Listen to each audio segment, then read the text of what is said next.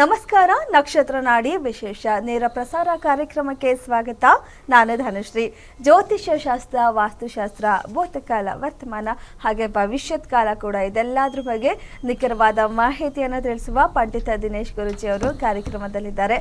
ಅವರನ್ನ ಕಾರ್ಯಕ್ರಮಕ್ಕೆ ಸ್ವಾಗತ ಮಾಡೋಣ. ಗುರುಜಿ ನಮಸ್ತೆ, ಕಾರ್ಯಕ್ರಮಕ್ಕೆ ಸ್ವಾಗತ. ಓಂ ಶ್ರೀ ಗುರುಭ್ಯೋ ನಮಃ. ಹರಿ ಓಂ. ಜ್ಞಾನಾನಂದಮಯಂ ದೇವಂ ನಿರ್ಮಲಸ್ಫಟಿಕಾಕೃತಿಂ ಆಧಾರಾಂ ಸರ್ವವಿದ್ಯಾನಾಂ ಹಯಗ್ರೀವ ಮುಪಾಸ್ಮಹೆ. ಓಂ ನಮಃ ಶಿವಾಯ. ಶಿವಾಯ ನಮಃ. ಓಂ ನಮೋ ಭಗವತೆ ವಾಸುದೇವಾಯ. ಓಂ ನಮೋ ನಾರಾಯಣಾಯ. ನಮಸ್ಕಾರ.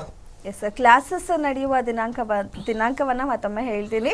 ಜನವರಿ 5ನೇ ತಾರೀಕು ವಾಸ್ತುಶಾಸ್ತ್ರದ ಕ್ಲಾಸಸ್, ಹಾಗೆ ಫೆಬ್ರವರಿ 10ನೇ ತಾರೀಕು ಜ್ಯೋತಿಷ್ಯ ಶಾಸ್ತ್ರದ ಕ್ಲಾಸಸ್ ಶುರು ಆಗ್ತಾ ಇರೋದು. ವಾಸ್ತು ಕ್ಲಾಸಸ್ 6 ದಿನ ಇರುತ್ತೆ. ವಾಸ್ತು ಕೂಡ ನೀವೆಲ್ಲರೂ ಸೈಟ್ ತೊಗೊಳ್ಬೇಕಾರೆ ಅಥವಾ ಒಂದು ಮನೆಗೆ ಹೋಗಬೇಕು ಅಂದರೂ ಕೂಡ, ಅದು ಬಾಡಿಗೆ ಮನೆ ಆಗಿದ್ರೆ ಹೋಗಿ ಕೇಳ್ತೀರಾ, ಪ್ರಶ್ನೆ ಕೇಳ್ತೀರಾ, ಈ ಮನೆ ನಮಗೆ ಆಗಿ ಬರುತ್ತಾ, ಈ ಮನೆ ಸೈಟ್ ತೊಗೋಬೋದಾ, ಸೈಟ್ ವಾಸ್ತು ಸರಿ ಇದೆಯಾ ಅಂತೆಲ್ಲ. ಇದೆಲ್ಲ ನೀವು ವಾಸ್ತವನ ಕಲ್ತ್ರೆ ಇದೆಲ್ಲ ನೀವೇ ಕಂಡ್ಕೋಬೋದು. ಪ್ರತಿ ಸರಿ ನೀವು ಒಂದು ಕಡೆ ಕೇಳಕ್ಕೆ ಹೋದಾಗಲೂ ಪ್ರತಿ ಸರಿ ಇನ್ನೊಬ್ಬರು ಕೇಳೋ ಅವಶ್ಯಕತೆನೇ ಇರಲ್ಲ. ಆ್ಯಂಡ್ ಹಾಗೆ ಜ್ಯೋತಿಷ್ಯ ಕೂಡ ಬಹಳ ಇಂಪಾರ್ಟೆಂಟ್ ಆಗಿದೆ ನಮ್ಮ ಲೈಫಲ್ಲಿ. ಹೇಗೆ ಏನು ಅಂತ ನಮ್ಮ ಕಾರ್ಯಕ್ರಮದಲ್ಲಿ ನಿಮಗೆ ತಿಳಿತಾ ಇದೆ. ನೀವು ಪ್ರಶ್ನೆ ಕೇಳ್ತೀರಾ, ಅದಕ್ಕೆ ಉತ್ತರನೂ ಕೂಡ ಎಷ್ಟು ಅಕ್ಯುರೇಟಾಗಿ ಬರುತ್ತೆ ಅಂತ ನಿಮಗೆ ತಿಳಿತಾ ಇದೆ.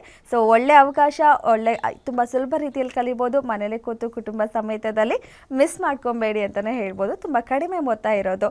ಗುರುಜಿ, ಇವತ್ತಿನ ಕಾರ್ಯಕ್ರಮದಲ್ಲಿ ದಿನಾಂಕದ ಬಗ್ಗೆ, ಈ ಸೀರೀಸ್ ಅವರಿಗೆ ಮುಂದಿನ ವರ್ಷ ಹೇಗಿದೆ ಅಂತ ತಿಳಿಸ್ಕೊಡೋಣ. 2ನೇ ತಾರೀಕು, 11ನೇ ತಾರೀಕು, 29 ಮತ್ತು 29 ಈ ದಿನಾಂಕದವ್ರಿಗೆ ಮುಂದಿನ ವರ್ಷ ಹೇಗಿದೆ ಅಂತ.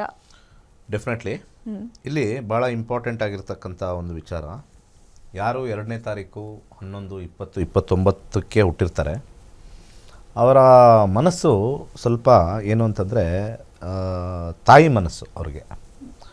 ಈ ತಾಯಿ ಮನಸ್ಸು ಏನಾಗ್ಬಿಡುತ್ತೆ ಅಂತಂದರೆ, ಈ ನಂಬಿಕೆ ಮೇಲೆ ಹೊಟ್ಟೋಗ್ತಾರೆ ಅವರು. ನಂಬಿಕೆ ಅಂತ ನಾವು ಕರಿತೀವಿ, ಬಿಲೀಫ್. ಈ ನಂಬಿಕೆ ಮೇಲೆ ಹೋದಾಗ ಏನಾಗ್ಬಿಡುತ್ತೆ, ಅವ್ರಿಗೆ ಒಂದು ಸತಿ ಏಟು ತಿಂದಿರ್ತಾರೆ, ಅವರು ಸ್ವಲ್ಪ ಕೇರ್ಫುಲ್ಲಾಗಿರಲ್ಲ, ಮತ್ತು ಅವರು ಇನ್ನೊಬ್ಬರು ನಂಬ್ಕೊಂಡು ಹೋಗ್ತಾರೆ. ಸೊ ಈ ನಂಬಿಕೆ ಏನಾಗ್ಬಿಡುತ್ತೆ ಜೀವನದಲ್ಲಿ ಅವ್ರಿಗೆ ಸಾಕಷ್ಟು ಪರಿಣಾಮ ಬದಲಾಗಿ ಇದಾಗ್ಬಿಡುತ್ತೆ. ಅವ್ರಿಗೆ ಏನಂತಾರೆ, ಸ್ವಲ್ಪ ಹೆಚ್ಚಾಗಿ ನೋವು ಉಂಟಾಗ್ತಕ್ಕಂಥದ್ದು ಹೆಚ್ಚು. ಸೊ ಪ್ರತಿಯೊಬ್ಬರನ್ನೂ ಅವರು ಸ್ವಲ್ಪ ಆಧರಿಸ್ತಾರೆ.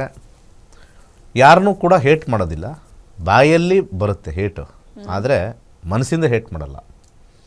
ಆಮೇಲೆ ಇವರು ಸ್ವಲ್ಪ ಸ್ಟ್ರಿಕ್ಟ್ನೆಸ್ನ ಕಲ್ತ್ಕೋಬೇಕು ಲೈಫಲ್ಲಿ.